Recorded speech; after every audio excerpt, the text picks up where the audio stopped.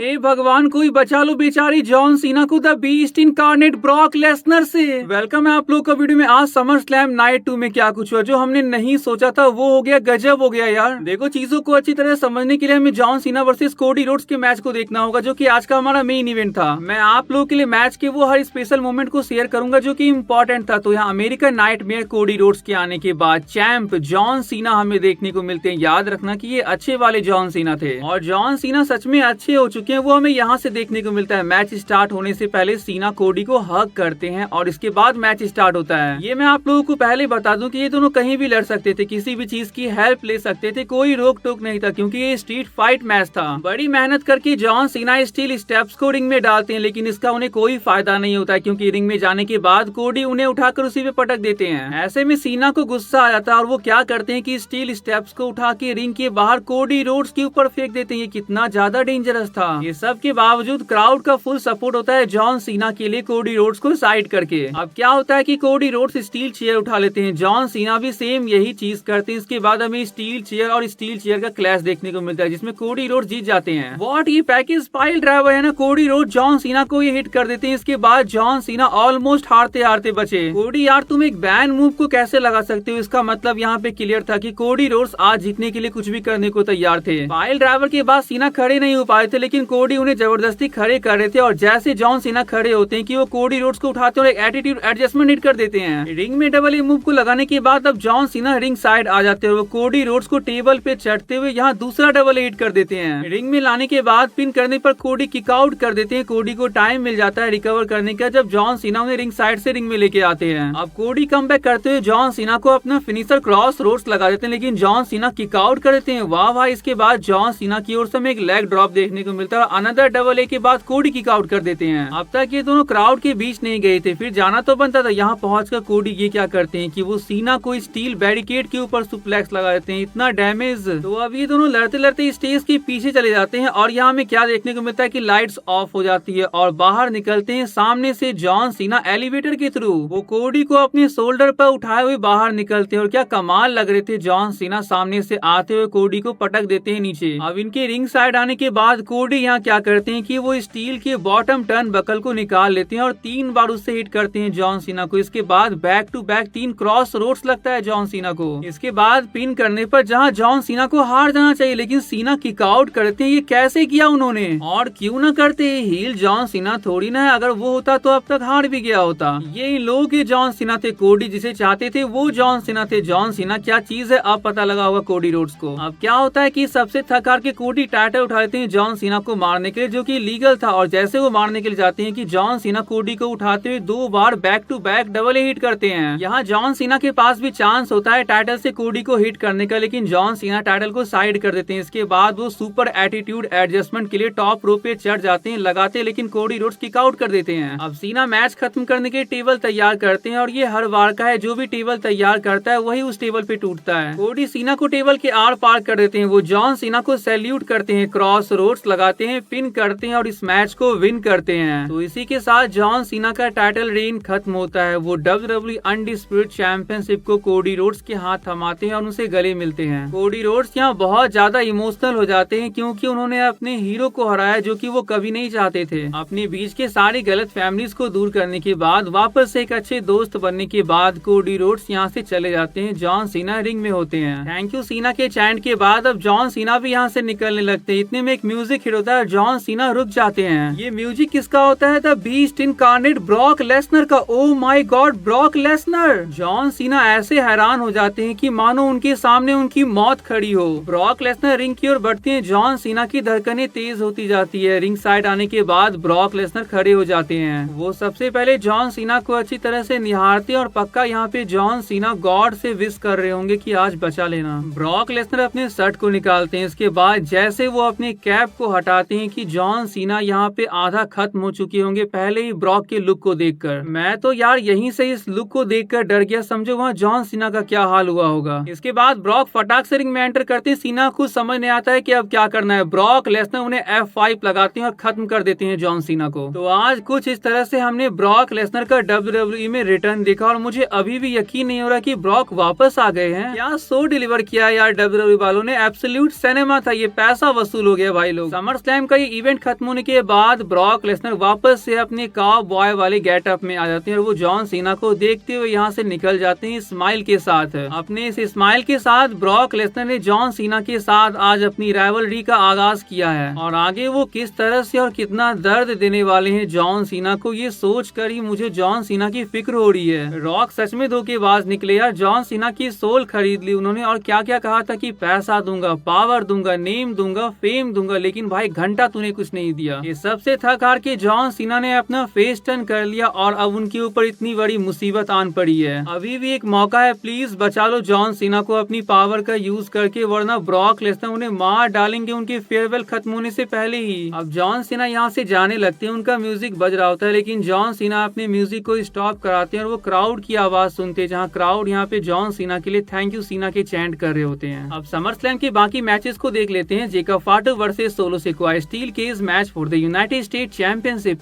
ये तो हर बार का है, मैच के बीच में सोलो के एमएफटीज आ जाते हैं उनकी हेल्प करने के लिए, तो जेकब की हेल्प करने के लिए जिमी ऊसो आ जाते हैं, लेकिन टाला टोंगा के सामने आने के बाद जिमी के साथ साथ जेकब भी कुछ नहीं कर पाते हैं, तो उनकी हेल्प से सोलो सिकोआ अपने टाइटल को रिटेन करते हैं। मैच के बाद सोलो जेसी को ऑर्डर देते हैं जेकब को खत्म करने का, लेकिन जेकब फाटू जेसी को जहन्नुम पहुंचा देते हैं। क्या कमाल का मून सॉल्ट था केज के ऊपर से। I appreciate you Jacob, you are a really someone werewolf. Dominik Mysterio versus AJ Styles का मैच देखने को मिलता है, लेकिन मैच स्टार्ट होने से पहले हमें क्या देखने को मिलता है, एजे स्टाइल्स एडी गरेरो के स्टाइल में अपनी एंट्री करते हैं। रिंग गियर एडी की तरह उनका होता है और हरकतें भी एडी गरेरो की तरह कर रहे होते हैं। एजे स्टाइल्स यहाँ अपना सब कुछ लगा देते हैं, लेकिन डोमिनिक यहाँ पे थोड़े स्मार्ट निकलते हैं। वो क्या करते हैं कि अपने शूज के लेस निकाल देते हैं। अब क्या होता है कि काफ क्रशर सबमिशन में एजे के डोमिनिक को डालने के बाद डोमिनिक मिस्टीरियो का शूज एजे स्टाइल्स के हाथ में आ जाता है। डोमिनिक अपने जूते से एजे स्टाइल्स को हिट करते हैं, इसके बाद फ्रॉग फ्लैश के साथ वो एजे स्टाइल्स को हराते हुए अपने इंटरकॉन्टिनेंटल चैंपियनशिप को रिटेन करते हैं। ये मोमेंट गाइस सच में कमाल का था। डोमिनिक एडी की नकल करने की कोशिश करते हैं तो एजे स्टाइल्स कुछ ऐसा करते हैं, रेफरी को समझ नहीं आता है कि किसने किसको मारा, जिस वजह से ये दोनों बार बार बचते हैं डिस्क्वालीफाई होने से। वैसे ये बताना आप लोगों के लिए जरूरी है कि एजे स्टाइल्स आज हार गए और ये उनका आखिरी समर स्लैम था। इसके बाद एजे स्टाइल्स आपको कभी नहीं दिखेंगे समर स्लैम में एक मैच में कम्पीट करते हुए। No count out and no disqualification match हमें देखने को मिलता है वुमेन्स आईसी टाइटल के लिए। लायरा वेल्किरिया वर्सेस बैकी लिंच, क्या 5 स्टार क्लासिक मैच था ये। मुझे तो लगता है कि रिंग के अंदर से बैकी ने सारे वेपन्स यूज किए होंगे लायरा वेल्किरिया के ऊपर। कितनी ज्यादा ब्रूटैलिटी उन्होंने दिखाई इस मैच में। लेकिन मैच के एंड मोमेंट में क्या होता है कि बेली आती है, बैकी पे अटैक करती है और मिस्टेकली एक पंच लग जाता है यहाँ पे लायरा वेल्किरिया को, जिस वजह से Becky Lynch man handle slam के साथ उन्हें हरा देती है। अब लायरा वेल्किरिया वुमेन्स आईसी चैंपियनशिप के लिए बैकी को चैलेंज नहीं कर सकती है जब तक वो चैंपियन रहेगी। अब हम बात करते हैं अपने tables, ladders and chair TLC match के बारे में, जो कि WWE टैग टीम चैंपियनशिप के लिए था। अब ये मैच भी काफी अच्छा था। मैच में हमें कुछ अदर सुपरस्टार्स भी देखने को मिलते हैं। कैंडिस लेरे यहाँ पे आती है मदद करने के लिए DIY की, और बहुत बुरी हालत हो जाती है उनकी। एरिक रोवन और अंकल हाउडी मैच में कूद जाते हैं, मार खाने को मिलता है, लेकिन रिजल्ट ये निकलता है कि वाइट 6 किसी तरह से अपने टाइटल को रिटेन करते हैं। रिया रिप्ली वर्सेस इयो स्काई वर्सेस नियोमी का मैच हमें देखने को मिलता है वुमेन्स वर्ल्ड चैंपियनशिप के लिए। रिया ऑलमोस्ट इस मैच को जीत गई थी जब वो रिप्टाइल लगा देती इयो स्काई को, लेकिन उस पिन को रोल अप में कन्वर्ट करते हुए रिया से जीत चुरा लेती है और टाइटल को रिटेन कर लेती है नियोमी। तो आज के इस वीडियो को ही पेंड करते हैं। खत्म हुआ हमारा समर स्लैम का एक कमाल का प्रीमियम लाइव इवेंट। वीडियो आप लोगों को अच्छी लगी तो चैनल को जो सब्सक्राइब कर लीजिएगा। मिलते हैं नेक्स्ट वीडियो में, तब तक के लिए bye and take care guys.